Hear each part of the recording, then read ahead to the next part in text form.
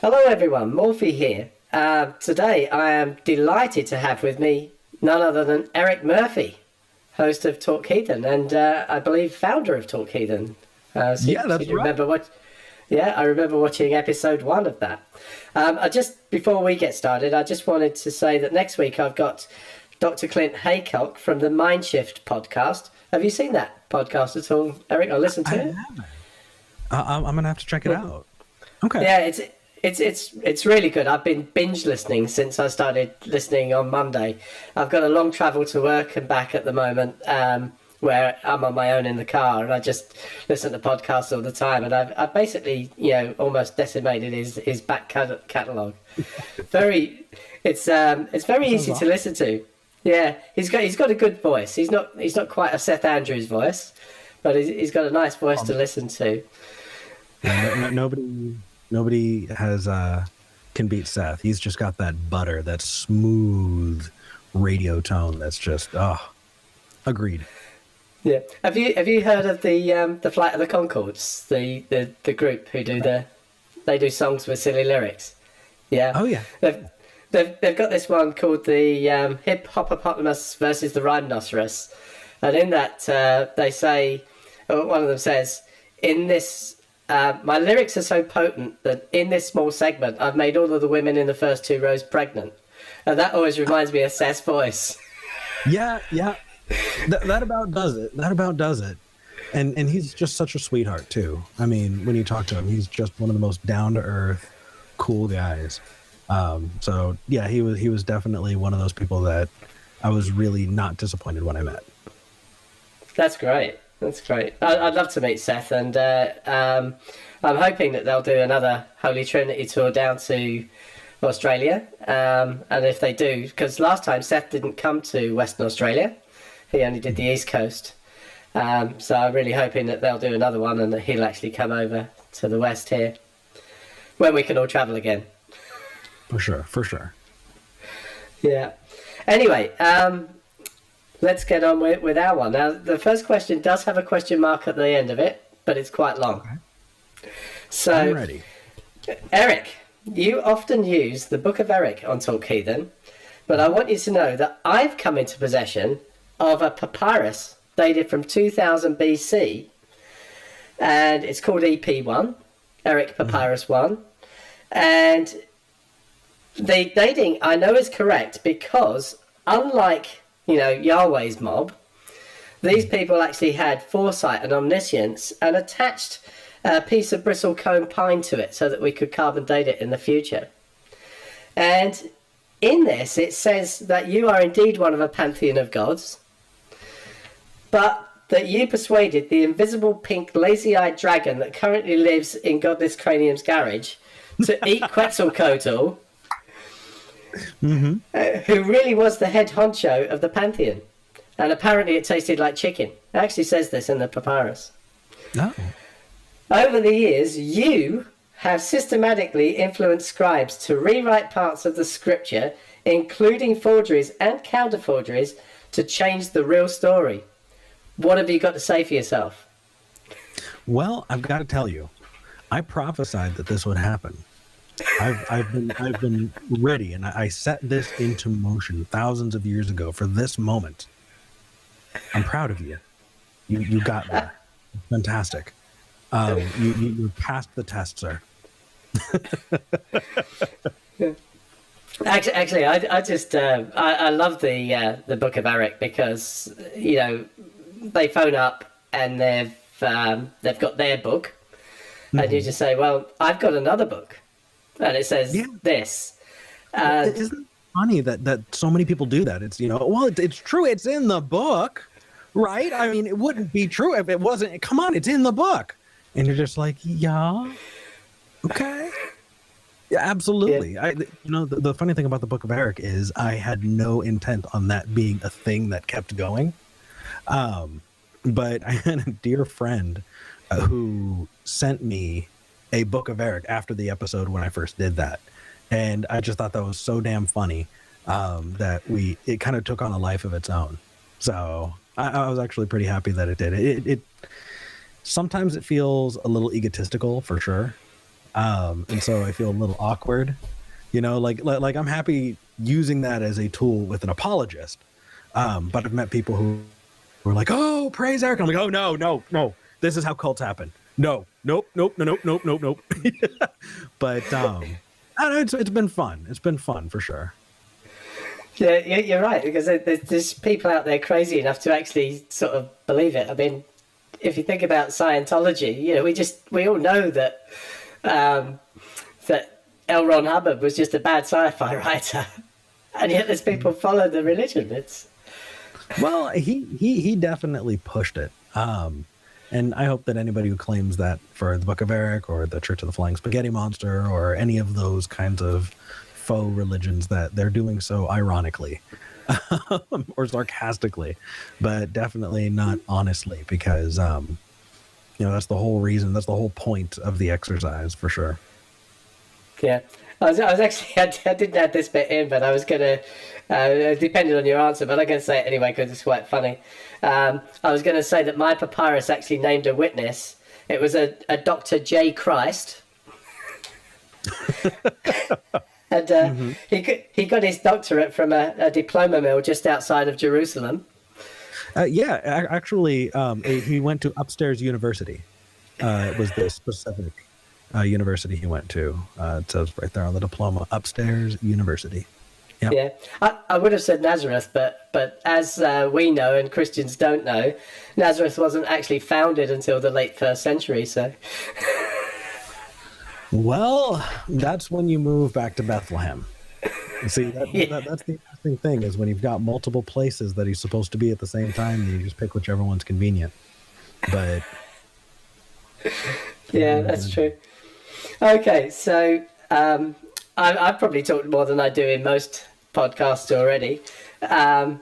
So I normally just ask people questions and let them go. But I know that you've given your story on many other channels, so I'm not sure we want to go deep diving into that. But can you just give a brief summation of how you got from where you were to where you are?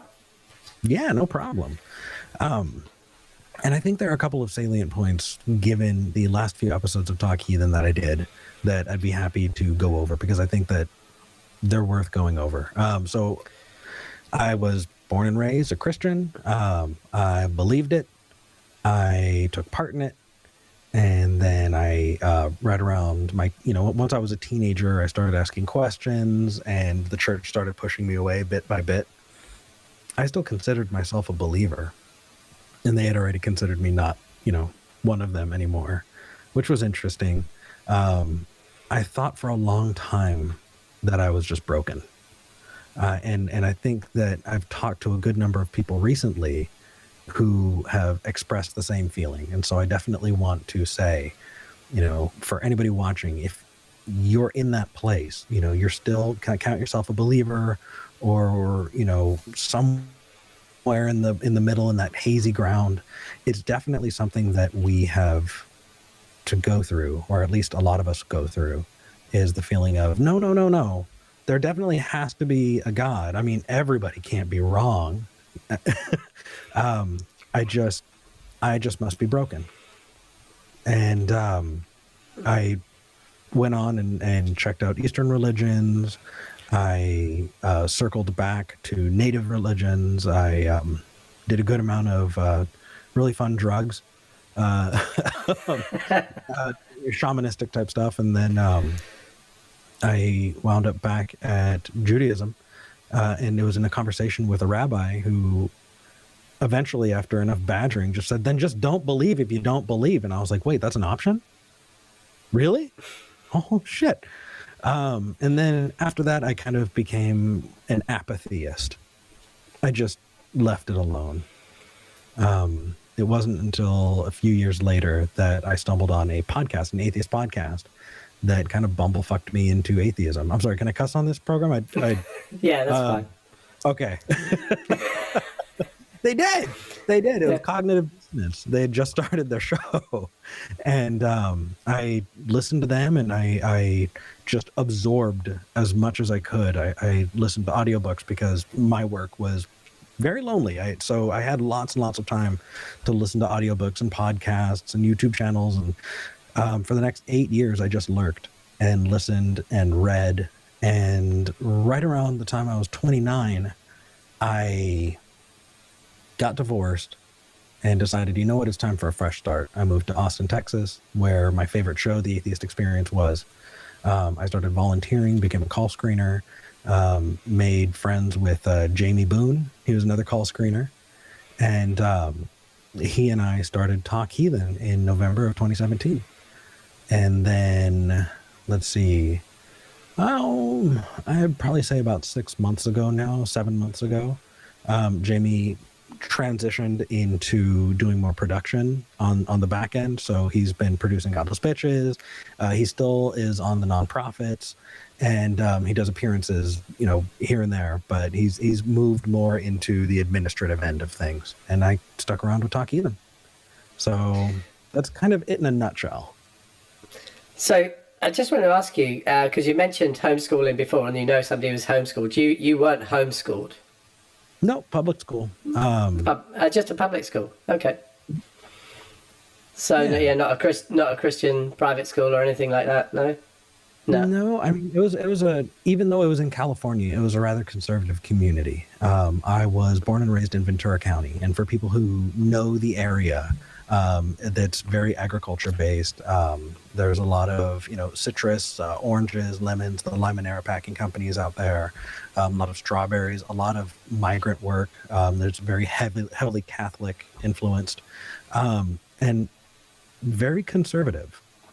It was definitely an easy place to be sheltered and to be surrounded by, and to surround yourself by other people who believe the same thing. And that what's interesting is, even in incredibly liberal areas, if people want to create a bubble around themselves that they stick in, then they can. In fact, we were taught in church that we were compared to coals in the fire.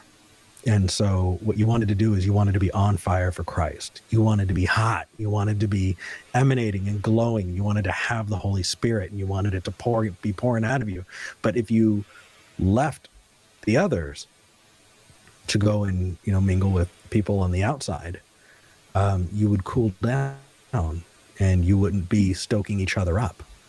In fact, the term that we had was that we are in the world, but we're not of the world. And that was the justification for creating an insular community. Okay, that's great.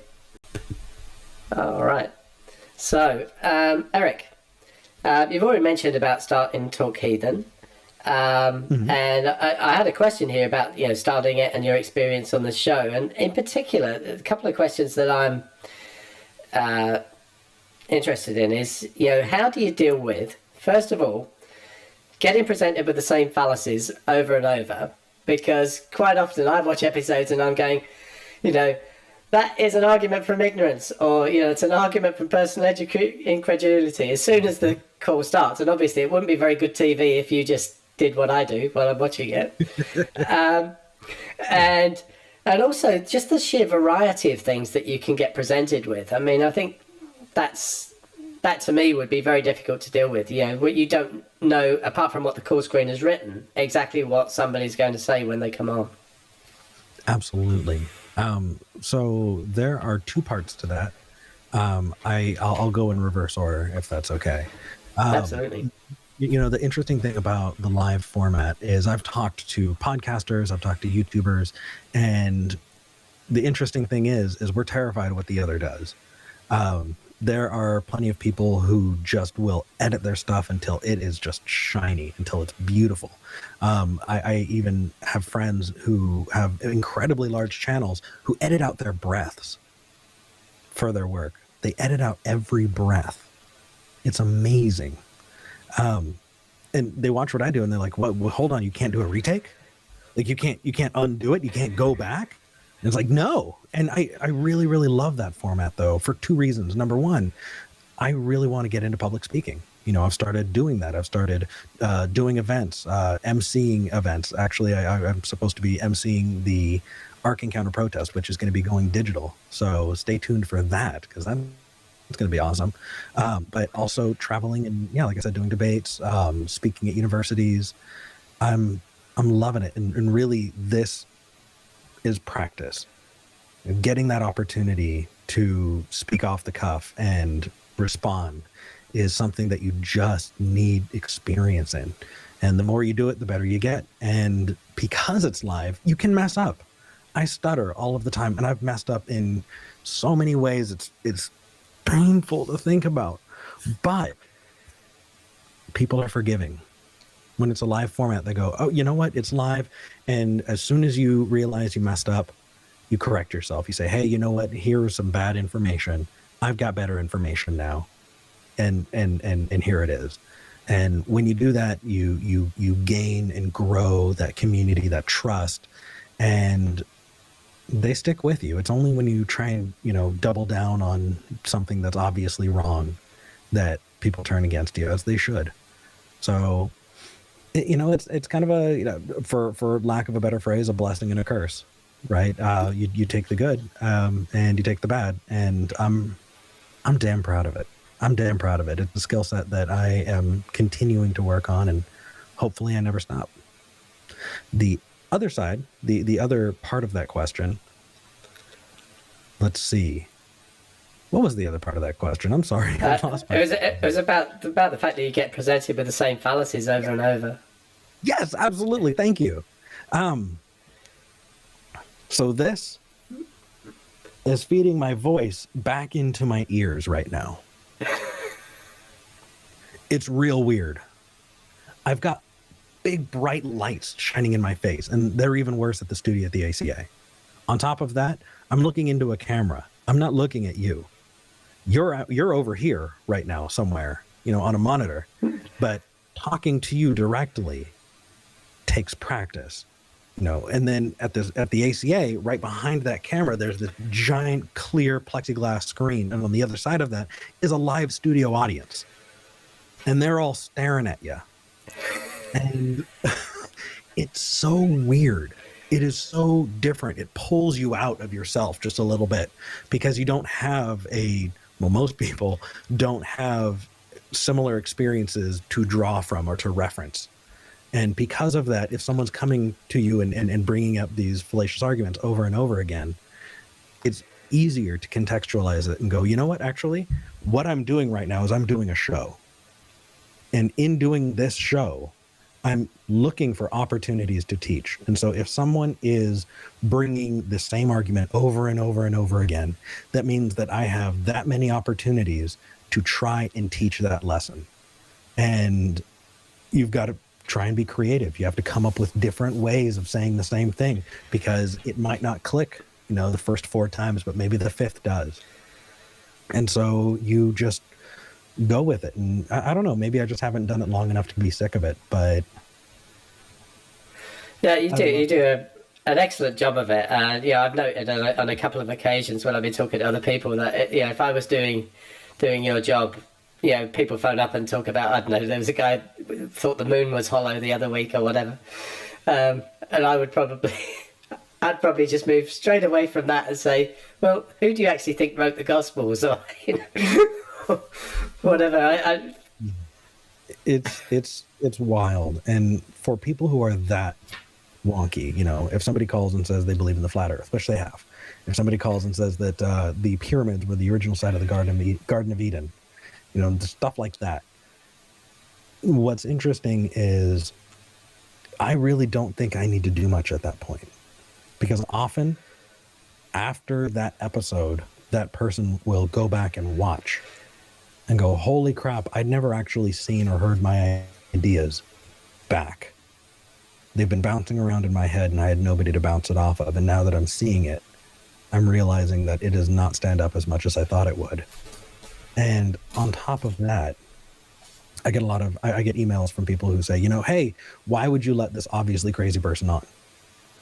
And that's just not the case.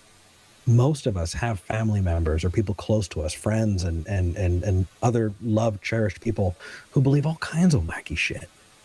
And getting those opportunities to see, hey, how come I'm using this line of reasoning? Because it's bringing me to some really wild conclusions. Can I use this reasoning elsewhere? Is this a good tool? Is this, a good epistemic framework to apply to whatever this situation is? Maybe seeing those same tools used in different places will help people recognize that they're not as good as they thought they were. So again, it just goes back to teaching opportunities.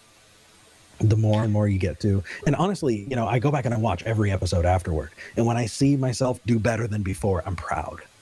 And so when somebody calls and has the argument from incredulity, I go, okay, did I do better this time than I did last time? I got another shot, and hopefully I do. And so that's just another way of practicing and getting better. Yeah, that's really good. Couple of things. The co-hosts, since Jamie stopped doing it, the co-hosts have been good. V, I think, is excellent. Dragnor is very good when he's on, and you've had Dave on a couple of times. You're dying out loud. Yeah. I think all the co-hosts you've had have been very, very good. Well, thank you. When we first started Talk Heathen, we had no idea that it was going to get as big as it did. And I really wanted to use that opportunity to get to meet my favorite people. And it's been a dream come true. It has. Yeah. And it is, though it's the same format, it is different to the Atheist Experience. I'm glad that you haven't been tempted to take on the "you're done" and hit the button. I have a few times. I've lost my temper a few times, but really, what I am happy with is that Talk Heathen grew organically. When Jamie and I first started Talk Heathen, you had two little Matt Dillahunty clones that wanted to no, you're done, and be angry and this and that. We were chewing each other's heads off to try and get at the callers. It was terrible. People who say they watched from episode 1, my first reaction is, I am so sorry. It gets better, I promise. But yeah, we definitely had those awkward first steps. But over time, yeah, our own personalities came out and got brought into it. And the goal was to make it a starter show. We wanted people to, if you didn't know the Kalam cosmological argument, somebody calls us into Talk Heathen, Matt goes, I disagree with premise 2. We're done. But if you've never heard Kalam, how are you supposed to know what's going on? So Talk Heathen is the one where you go and they say, hey, I want to talk about Kalam. And you go, okay, let's talk about the premises. Let's have it out so the people who are watching can follow. And then they can graduate on to AXP and other programs and hopefully have a little better understanding of what's going on. Yeah, I've certainly picked up a lot of my knowledge of fallacies from watching the two shows. That's for sure. Good. So, yeah, they air my time. They're early on a Monday morning. So, but I have at the moment I have a very quiet Monday and Tuesday at work, and I tend to listen to them both over the course of the Monday and Tuesday. So that's nice. Great. I'm just going to move on talking about your responses to people on the on Talk Heathen. I think it was the episode before last, 0418. There was a caller who called in and tried to give you a design argument, and you gave him a very different response to anything I've actually heard before, where you were trying to get him to state things that hadn't been designed so that he could contrast what he was saying was designed. I don't know if you, just let me remind you a bit, because you have a lot of conversations, obviously. But it was like the rocks. That's it. That's it. Absolutely. Yeah. Could you talk a little about what you were trying to, how you were trying to, or what you were trying to get to just there? Yeah. So the response, the way that I had heard it, was to the statement, you're walking down a beach and you see a watch. And you see that the watch is different from the sand that it's in, and looking at its components and all of its intricacies, you can tell that this was something that was created and left here, and there's evidence of its design. And so the design argument is, okay, I see something complex and I couldn't imagine it not having been designed. So I see it as evidence of design, therefore God designed it. But if God created everything, that means that everything was designed. So it wouldn't be so much finding a watch on, a beach of sand. It would be finding a watch on a beach of other watches. It's all watches if all of it was designed. And so the quickest, easiest thing I could think of is, okay, a rock. Do you think a rock was designed? Because if he does, then how in the hell is he supposed to make an argument for design elsewhere? But if he thinks that it wasn't, then you can't say that God is the author of the universe, or at least not of that rock. So which is it? You can pick, but I'm not the one making the argument here. So where do we go from there? Yeah. But even in the Bible, there are Christians who can say that it wasn't designed, and I gave him an out in that call. And that is that in the beginning, God stood upon the surface of the waters. It's in, Genesis. And so that means there was at least water there, which means God didn't create the waters wherever the waters are. So maybe it was the water and the rocks. I don't know. But, just that's where kind of following them and listening to them and meeting them where they're at comes into play. There was at the start of that call, he gave a quote, and because people can't actually see me, but I'm making, air quotes here. Cool. Yeah, there was a quote from Richard Dawkins that he used, where he's, apparently Dawkins said that DNA looked like it was designed. Your face was actually a picture when he said that. It was fantastic. It was that same face that David Silverman had with the tide goes in, tide goes out. And there was the other person I know had that face was, do you know Jackson Wheat at all? Have you come across Jackson? He's written a book called The Rocks Were There with R.J. Downard. Okay. He's a very clever guy, biologist. He's got his own channel. Some of the stuff on it is very good, but if you're not really heavily into biology, some of it's pretty difficult to understand. He's a very clever guy, and he was having a debate with Matt Powell. I don't know if you come across Matt Powell at all. And Matt Powell was going on about, the rate of burning of the sun, and he actually seemed to think that the sun is actually like made of coal and is burning in some sort of oxygen in space. And Jackson had that same face, like, smack. I actually found a website talking, a religious website talking about quote mining and quoting out of context, and trying to actually, justify it. How do you feel about quote mining and quoting out of context? Well, it's broken up a little bit, and I think that what kind of perpetuates it is this kind of epistemic view that because an authority told you a thing, it must be true.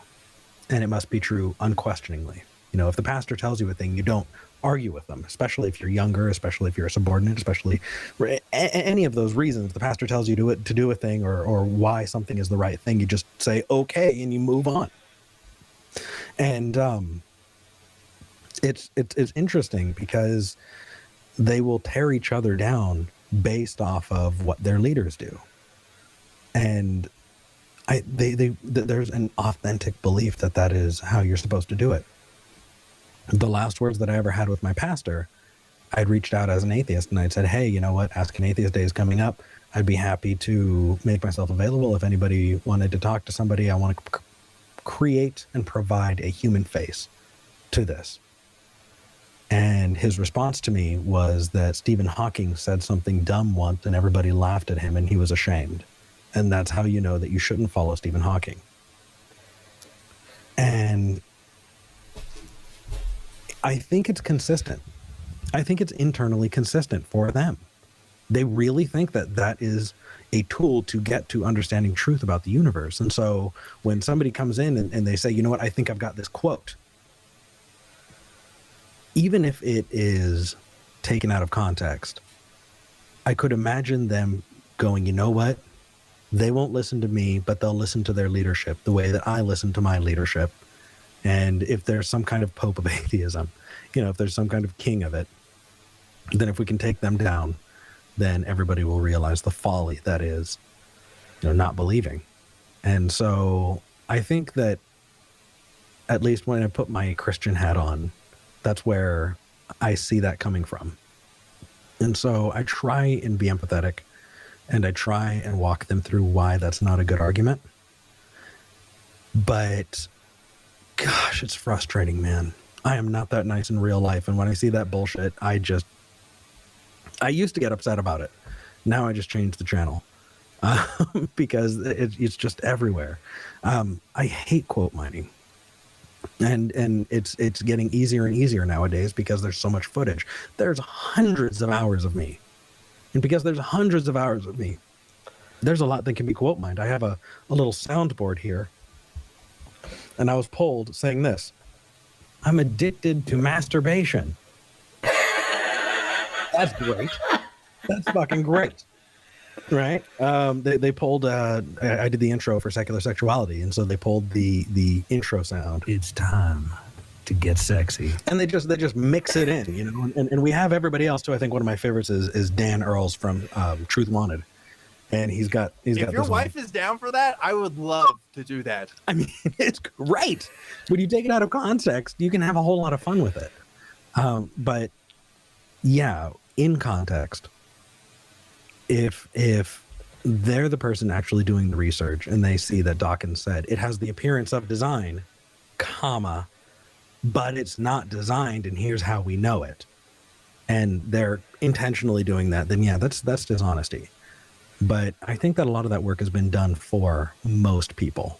And so there's a bit of a veil between them and the dishonest tactic that they're employing.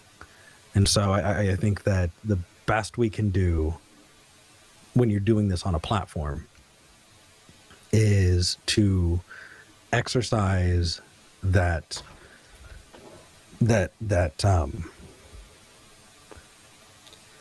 charitable listening. There we go. The principle of charitable listening.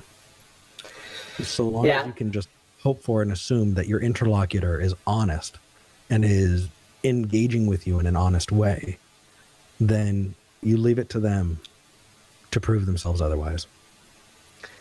Yeah, I think another example of it is, how often you'll see them quote somebody like Bart Ehrman. Bart Ehrman's quite regularly quoted when he makes their point, but they'll ignore everything else that Bart Ehrman says. And I think, it just goes back to the leadership. If we can knock down the leadership, then, cut the head off the snake and the body will die. It's just not how that works. Not for us. Okay, Eric, the next talking point that I sent you was this article about a pastor who's been raping his 14-year-old daughter, apparently over some period of time, so it probably started way before she was 14.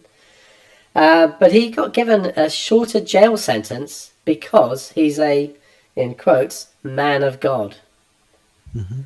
How do you feel about those sort of cases? That is way too friggin' often. And it turns your stomach. But you see it so often. It's wild. I know just a little over an hour that direction from where I'm sitting right now. About a year and a half ago, someone went to their neighbors' houses and was knocking on all the doors. They lived in an apartment complex, and the apartment complex had this kind of center area, and they were saying, Christ is coming, come see, and come see, and come see. And once they had enough neighbors out, they pulled their 3-year-old son out, set them onto the table in the center of the area, and killed their child. What? Yes. I mean, I'm maybe an hour and a half outside of Waco. I'm sure you understand what Waco, Texas is, right? And that whole story, the cult, is wild. And the first half of that is that you have people who are using religion as a cover for their mental illness.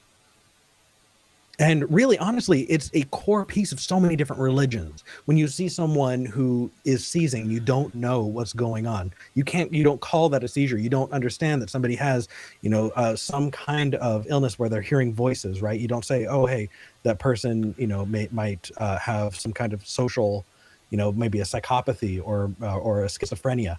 No, they're hearing demons, and that's where so many of these things come from. And so instead of getting help, you have people lay on hands. I've had people call me, email me, reach out and say, hey, my family tried to exorcise me. And instead what they did is beat the shit out of me in a basement and then blamed me because it didn't happen right. It didn't happen correctly. I fucking talked to someone 2 weeks ago on Discord because they were afraid to call onto the show because that is what happened to them. People who are disowned. My childhood friend kicked out on the street because they were gay at 14. People justifying their bigotry because of it. And then on top of that, right, there's this, and the funny thing is it's not even whether or not the religion is true. Is that the people are creating this safe haven for it. A place where you go, you know what, we don't talk about politics and we don't talk about religion. But hey, religion is a cover for these kinds of things. I mean, you have community leaders that aren't religious, right? Boys and girls clubs over here, or, Boy Scouts, or Girl Scouts, or whatever the case is. You find out that the leader of that pack is raping a child, and you don't expect the community to try and get them out of it. And yet, there's this view that the greater good is the service that this community leader is providing. And so if a couple kids have to get raped, then you know what? We're willing to pay that price. How gross is it? How absolutely gross is it? And the interesting thing is, you can pull people out of that church. You can pull out individuals. I've had people call, and I've talked to people who've justified, God being this immoral creature that would punish people eternally. And you say, well, would you do that? Would you, set your infant in the basement of your house and set the house on fire because they did something wrong? No.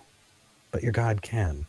They justify it. They go, well, no, it's okay because the authority did it, and I don't have the right to speak up. And so, I think that pedophilia is not something that's just limited to religion. I think, people acting on pedophilia, I think that, rape and those kinds of things, they happen regardless of it. But when you have one more shelter for bigotry, when you have one more shelter for harm and for abuse of power, you get things like this. And I think it's absolutely disgusting. And, I can only hope. I can only hope that community might start to recognize it eventually. Because when you have a predator like that who is actively doing that and getting away with it, odds that they're going to do it again. Yeah. I have that in I had a few weeks ago, my friend Robert Reed, who you may have come across on Twitter and in other places.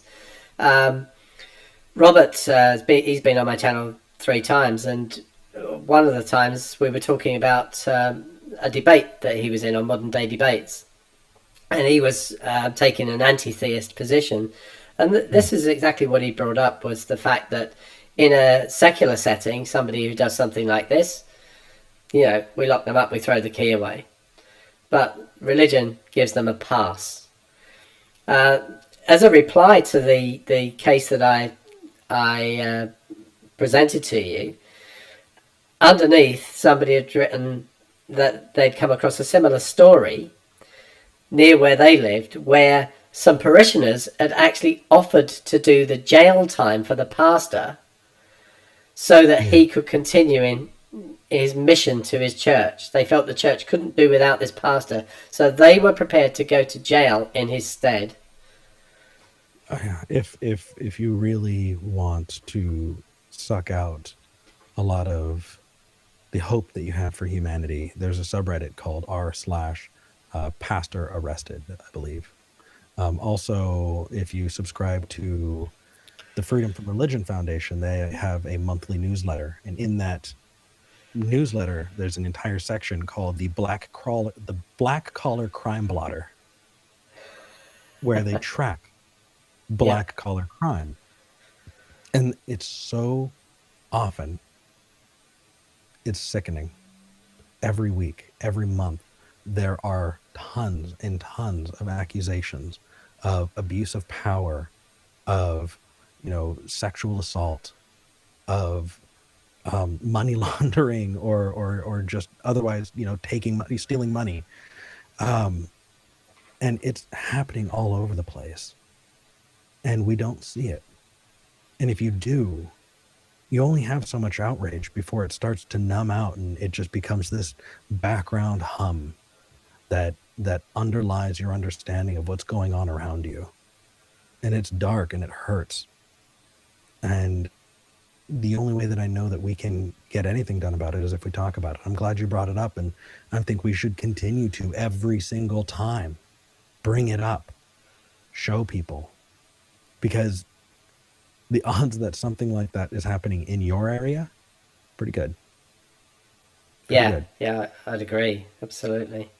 Actually, that kind of brings me on to the second point, because if you think about it, it's a situation of religious privilege or Christian privilege, as you mostly have in the US. Yes, and I would be careful to make sure that I say that it's not just religion that does this. It's anywhere you have unchecked authority. When you have people put in positions of power and community leadership, and you have this specific setting, that kind of thing happens. The same is seen in dictatorial governments. Yeah, I completely take your point. Yeah, this type of thing I'm sure happens in North Korea, for example. Yeah, it's just a cover for monstrous behavior. It's not necessarily the religion that's causing it. It's the deference to the religion, like you were saying, that's causing people to step up and say, hey, I will take my pastor's prison time, or, oh, hey, he raped his daughter, but that's not so bad. We should give him an easier prison sentence. Yeah, that's what we stand against. Yeah, I get what you're saying on that. But I did have a section here about Christian privilege. Just something I saw yesterday that once again made me. It was a tweet from Senator Kelly Loeffler, and faith-based organizations, and she didn't put this bit in, but I put in the bit already tax exempt, might actually be able to receive taxpayer funding now, with a new bill that passed just recently. Mm-hmm. Yeah. Oh, dude, that has been happening here. You're talking to me, man. I'm in Texas. This kind of bullshit. Come on. Yeah. It is insane. It is insane. The number of tax breaks that were given to the Ark encounter is, which for people who don't know, is a young Earth creationist theme park that is basically, for them, they say it's a scale model of the Ark, as depicted in the Moses story, or not the Moses story, sorry, the flood story. But it actually can't hold its own weight. It needs concrete supports, or else it would, break down under its own weight. But they still think, no, it totally happened. The city, the local government gave them so many tax breaks on being able to do it. And yet you have to sign a statement of faith to be hired that says that you believe this, that you're a Christian, that you believe the earth is 6,000 years old, that you'll follow certain purity and chastity guidelines and things like that. Yeah, no, dude, that happens a lot over here. Sorry, bro. But that's one that we've got so much of. It hurts. Yeah. Yeah, actually, you covered my second point under this, which is, I saw a sign saying now hiring Christians only the other day, and of course that happens. talking about the Ark Park, I saw an estimate that it cost about $100 million. Is that correct? I do not have those numbers, but I would definitely check it out, and I definitely talk to maybe Paula Gia would probably be the best, as well as the Tri-State Freethinkers who have been covering that. They would have the most information, I think, for that. But that sounds right, about the right ballpark. Yeah. But I would just be calling. You made a really good point. Sorry. Oh, go ahead. No, you made a really good point in that little section there where you were saying that... I've forgotten now. No worries. I'll tell you. You were saying about, you think it would tell them something about the actual, ark back in, whenever, BC. Yeah. I heard that they had to build a new road to get the earth moving equipment in and all the cranes and all of this sort of stuff. And we're talking about modern construction with metal structures and rivets and all the rest of it. You'd think that it would actually tell them that 6 guys, was it 6? With No, about 700 years, I think.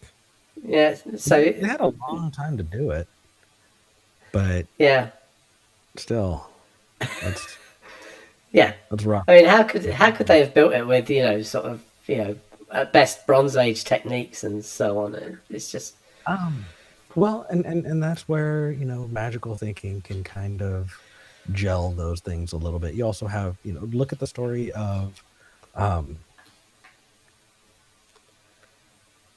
oh my goodness, hold on just a second. Samson, there we go. Look at the story of Samson, right? You have your own minor Hercules type character, someone who slaughtered hundreds with the jawbone of a donkey, someone who charged out of the city of the Philistines and took the door with him, and just kept going, right?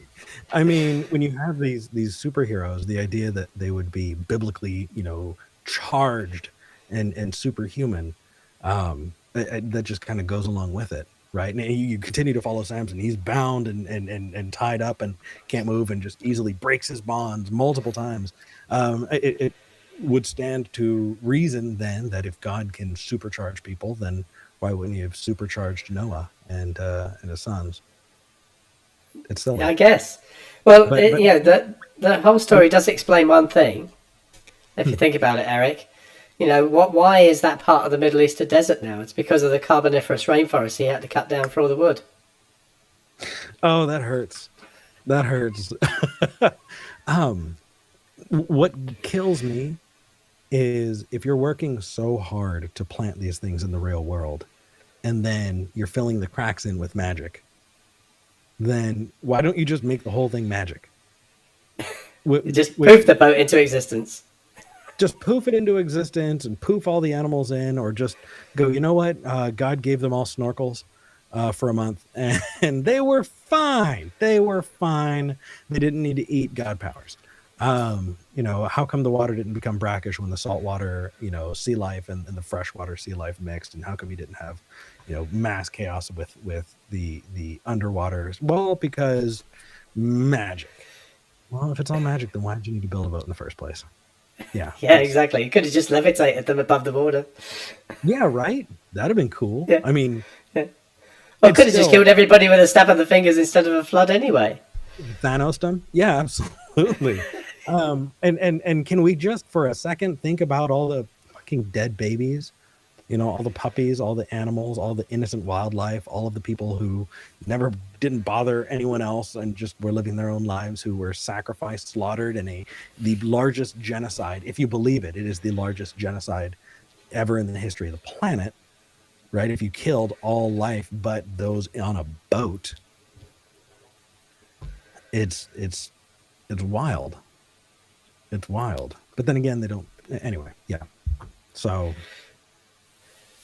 Just before we move to the next section, actually going back a little bit in our discussion, I was thinking of something while you were speaking about the original site of the Garden of Eden being for the pyramids. Yes. There's a guy I follow on Twitter called Michael Polkovich, and I've tried to get him to come on and have a talk, but he won't do that.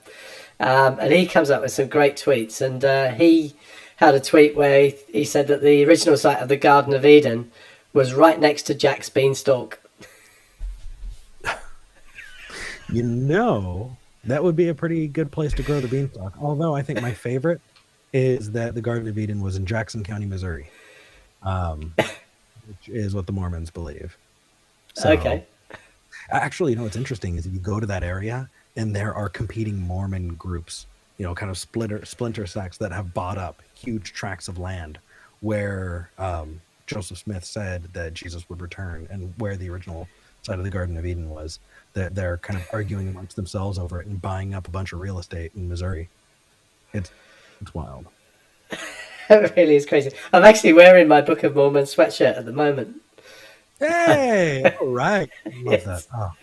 Ooh, Yeah. you know what? Actually, I have a set of temple garments. Someone brought me their old magic underwear. Before this is done, I'll see if I can find it and show you. It was, yeah, I'm very proud of it. That's crazy. Okay, so after a brief pause in recording, Eric's gone off and actually found his magic underwear. Well, so I found the bottoms, and that's really sad because the top has more of like special stitching and stuff on it, but the underwear is stained and old, and it doesn't fit. I have not worn them, but there's stuff. But here's the thing about this underwear is I'm going to show you the tag. Oh, sorry. Let's see if that'll focus. There we go. Oh, yeah. Only by endowed members of the Church of Jesus Christ of Latter-day Saints and not for resale. You also see that there's a barcode and all of that. They track all of the underwear. They make sure that they don't want them going into the wrong hands. And so you need special permission, and it all gets tracked when you buy it and where you buy it. So they make sure that dirty heathens like us don't get their undies. I'm thinking that I'm gonna mount them maybe on the wall, you know, and just have if somebody says what happened, we'll say, well, we bagged a Mormon. You know, there's our trophy, or like you would like an elk, you know, on the wall. It'd be so much funnier if it actually said "Made in China" on them, wouldn't it? Oh, does it? No, I think No, it doesn't. It doesn't. I'm just saying it would be even funnier if it did. Made in the USA. Made in the USA. But the funny thing is, it's in English and then Spanish. Machine wash, no chlorine bleach. Sorry. Yeah. Good stuff. You think God would look after them no matter what you put in the wash, wouldn't you, really? Well, you know, I think that they're supposed to be fireproof if you believe in them enough. So we'll just hold on to these just in case. A little Pascal's wager there.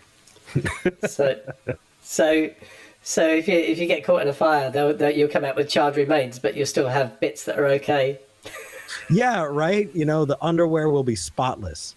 That would oh, that's so bad. You know, the funny thing is, when you have that stuff like that, you have this idea of magical stuff. So maybe you're in the fire and you've escaped, and so you think you're underwear. But that's the same as, you know, well, I have a headache. Okay, take 2 aspirin, say a prayer, and your headache will go away in about an hour. So it's so silly. Yeah.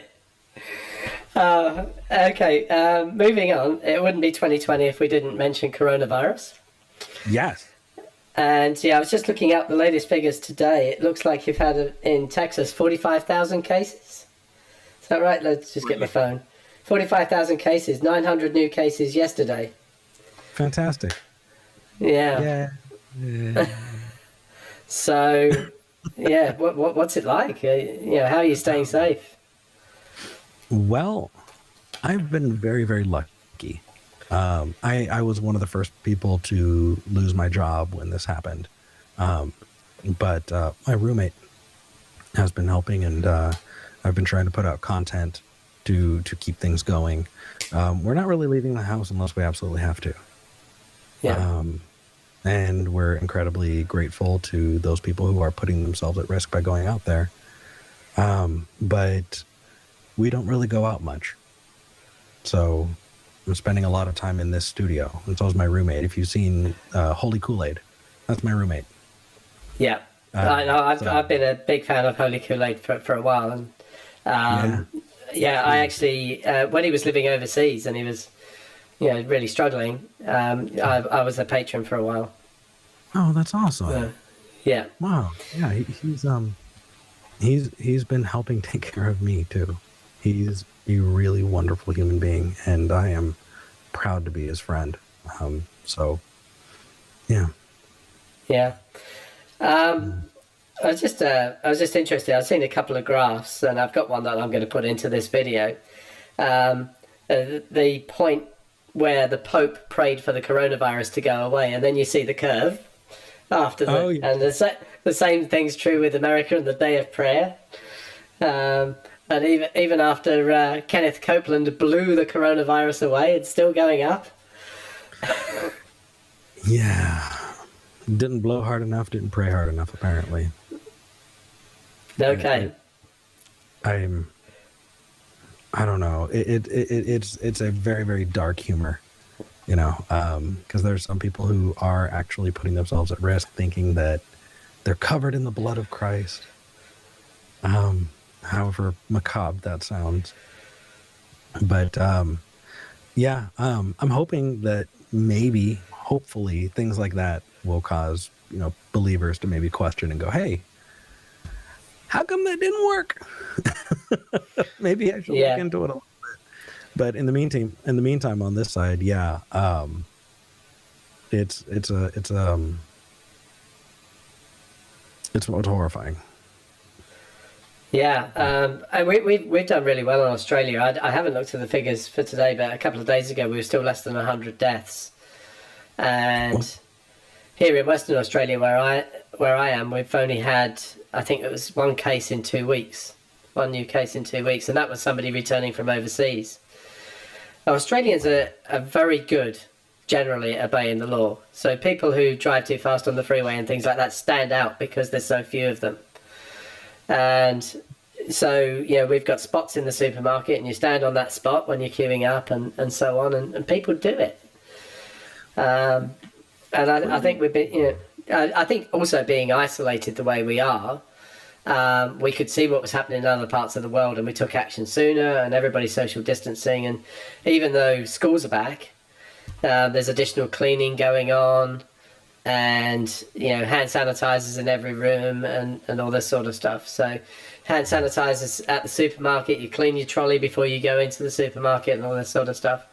And I think we've done really, really well, and we're looking at other places. My sister lives in London, and she's been working from home for quite a while, because she had people in her office who came down with it. Yeah. What's funny is ahead of time, before it got really here to the United States, we were laughing at Australia going, look at them. They're buying up all the toilet paper. Look at that, stupid Australians. If I turn the camera around just slightly, because I'm sitting in the back bedroom here, we've actually got 2 boxes of toilet roll over in the corner. But now, you're the ones who get to laugh last, because it's like you go to the grocery store, and they severely limit buying toilet paper. You get to buy 1 pack if it's available. Yeah, that was the case here a few weeks ago, and I haven't acquired this toilet paper since the coronavirus. We just buy our toilet paper in bulk, and we just happened to have 2 boxes of it when it started. So it's just a factor of the fact that we moved to Australia, and we built a 4-bedroom house, and then the kids immediately moved out. So effectively, we've got storerooms. So we just buy Yeah. everything in bulk. Well, you have a place to record. You got a recording studio. It's true. I'm sitting here, just the other side of you is the ironing board and the iron. Oh, I guarantee you that just outside of the frame of this camera, it does not look as professional. I was going to say, with all the tiles, the sound absorbing tiles and things just behind you, it does look very professional. Oh, absolutely. Yeah. I'm just not turning the camera. Maybe if when we're done recording, I'll zoom out. All smoke and mirrors. It's all smoke and mirrors. Yeah. Just coming back to coronavirus, though, do you think it would have helped a great deal if you hadn't got a complete fuckwit as president? I'm sure it would have gone great, but we're in the dumbest timeline. So we don't get that privilege. I don't know, man. I don't know. Who knows how much better it could have gone. I'm sure it could have gone way, way, way better. And it's not like I don't already have a massive pile of things that I'm upset at the current president for. I just, I don't think that I have the emotional energy at this point. I don't even have the emotional energy. I've turned to those things that I think I can affect, and I can affect helping build community.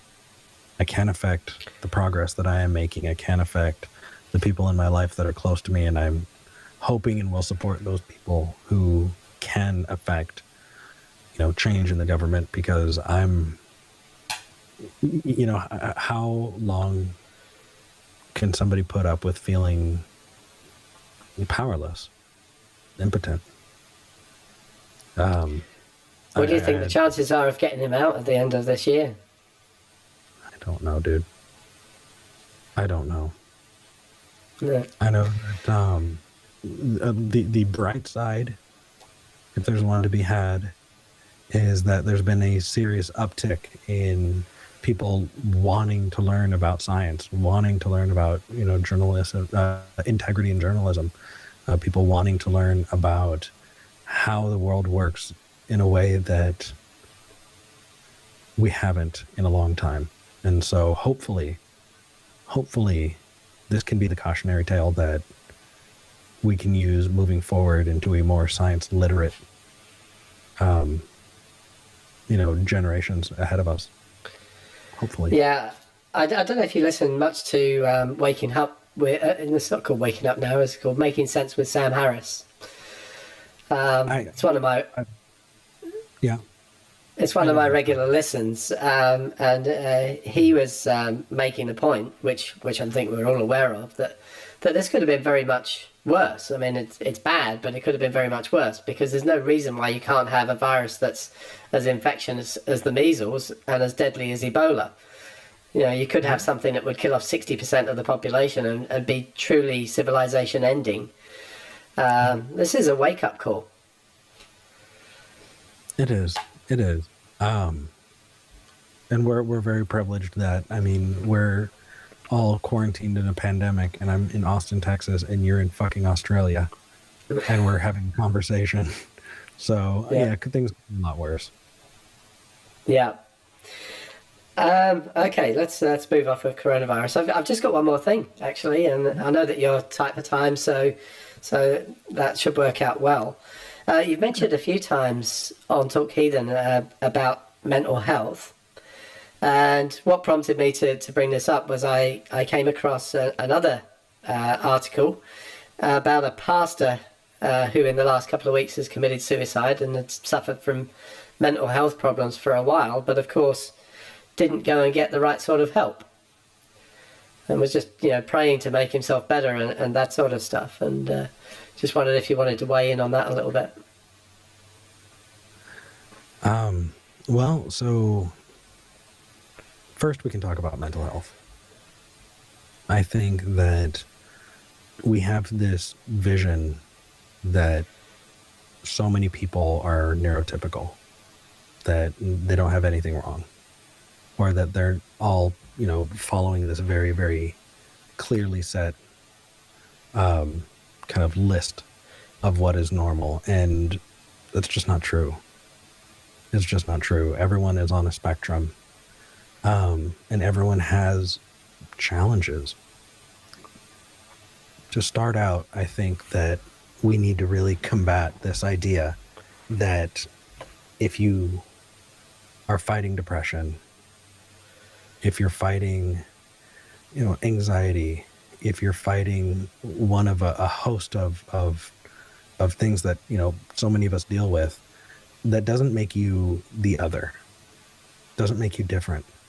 And it doesn't mean that you can't achieve as much as you want to. I think that we need to get into the habit of recognizing that our normal, my normal, is different from your normal.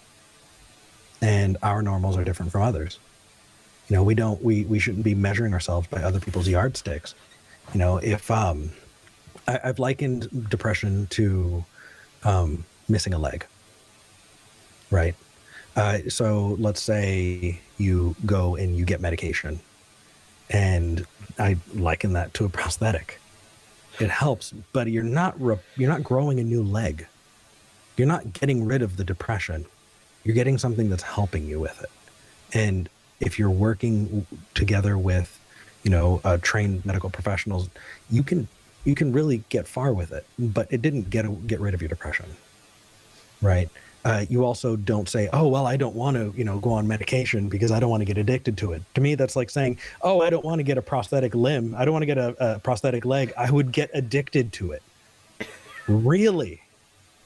Really? But then also, when we're looking at ourselves, you have to wake up and you have to determine whether or not you're going to be who you are, or you're going to be the guy without a leg. Because you can identify that way. But that doesn't mean that that's what you're stuck with. And when you wake up, you don't compare yourself to those people who are running marathons. Instead, you say, what can I do?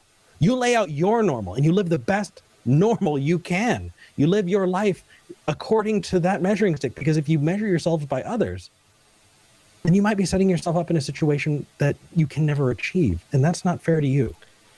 We need to practice self-compassion. One of the things that I do and I want to regularly do is talk about mental health, because we should destigmatize it. Because especially here where I've grown up, I don't know how it is in Australia, but I know over here that there are these ideas, that you shouldn't go to a therapist because that means you're crazy. That you can snap into and out of things, that this person is depressed, they'll get over it. Or you can shame people into things that sometimes, for me, I'm clinically depressed. My depression doesn't have anything to do with my situation. It has everything to do with my brain chemistry. I could be in the best situation ever. It's a chemistry thing. You're not going to bring me a cake and all of a sudden I'm better now. That's just not how that works. And when you have this system of, again, we're applying it to religion now.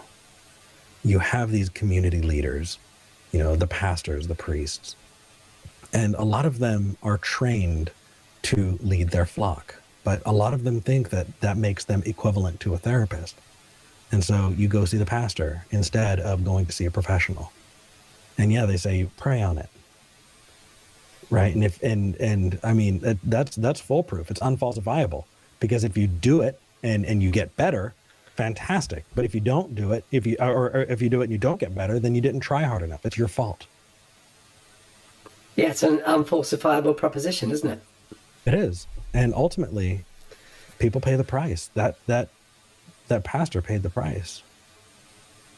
And how sad is it that there's a good chance that he died thinking that he didn't try hard enough. Yeah. How sad is that? You take responsibility for an illness that they don't have any choice over. I've talked to people who have congenital, were born with birth defects, and were blamed for not healing because they weren't trying hard enough. Could you imagine that? Mm. Imagine that. Have you in your travels come across S.J. Thomason? I know Sounds she's familiar. she's phoned the atheist experience before, and she's on Twitter a lot. And she is always saying that Jesus is the cure for, well, just about everything, but mental health issues. Jesus is definitely the cure for that. Yeah. And I just think that people saying things like that, it's incredibly dangerous. I don't know if she's caused any deaths, but there's a strong chance that she could have done with that sort of attitude. And At least piled on, and helped been a part of someone's decision-making process for sure. The best way to fight it is education. The thing is we're not going to shame people into changing their beliefs. We're going to inform them so that they can make better informed choices. And, that's where the James Randys of the world, that's where people like my roommate, Holy Kool-Aid, science educators, are really, really important. Because yeah, absolutely. So earlier in the week, you were on the Gonna Go For It podcast with my friend Peter, who got me set up, actually. He did all the artwork for my channel and the intro video and everything. Lilith, who's been on here as a guest a couple of times. And you were on with Artemis as well. And I had a show with the whole lot of them last weekend. Robert didn't make it to your particular discussion, but Robert's just started a channel which is to do with mental health issues. He himself has had a lot of struggles over the years. And would you be amenable to me giving him contact details for you? Maybe be a guest at some stage? Yeah, absolutely. Absolutely. Yeah, that's good. Thanks very much for that, Eric. Yeah, man. Okay. We're only going to get there if we inform and talk about it. And I think that those of us that can talk about it, those of us who have the privilege and the platform to make those positive changes, I think if you can, you should. And if you can't, don't blame yourself. But if you can, you should. Anyway, as I said before, I know that you're tight for time, and I'm extremely grateful that you've come on and had this conversation with me, and hopefully it's been just enough different to some of the other ones you've had recently that people will find it worth watching. Well, the fact that you had everything organized the way that you did was just wonderful. I absolutely loved it. Corresponding back and forth with you before the show was refreshing and fantastic. And I look forward to see your growth and look forward to seeing, where you go in the future. And I'm grateful that you reached out to me. I'm glad and happy to be on. Thank you. No, thank you, Eric. It's been a delight, and I'm looking forward to, in 2 days' time, watching the next Talk Heathen. Hey, next in 2 days, it's going to be Vila Bianca and Anthony Magnabosco. I'm taking the weekend off. You're not on? That was slacker. Nope. No, I'm going to be in my jammies, and I'm going to be just enjoying myself and love the show. But I'm excited to see Sundays as well. Anthony's great, though, isn't he? I love watching him work. And he's exactly as you would expect in real life. He is. Actually, he helped film the intro for Talk Heathen. Okay. Because he was in the car video, wasn't he, originally with you and Jamie? Is that right? Yeah. Yeah, he owns the license plate that says atheist, and he brought them up. And those big overhead kind of shots, they used his son's, what's the word? Drone. His son had a drone camera. And so they used the drone to get the shots. Yeah, he drove an hour just to come and help us. Great guy. I've asked a few guests this. Have you seen the Anthony Magnabosco video where he takes R and Ra out and tries to teach him street epistemology? Is it exactly what I think it is going to be? Oh, yeah. Aaron is the worst street epistemologist ever. The funny thing is, though, when you meet him, he's the biggest teddy bear. He's just such a sweetheart. He and his wife, Lalandra, they're both just wonderful, sweet kind, caring, giving people. I'd love getting to see him, and you see this big, and he's tall, and you know this exterior, and you think, oh my gosh, he's got the devil look, and yeah, you meet him, and he's just a big Viking teddy bear. That's great. Well, once again, thanks so much for your time, Eric. I must let you go now. Thank you for joining me. Thank you. Take care, brother. Thanks.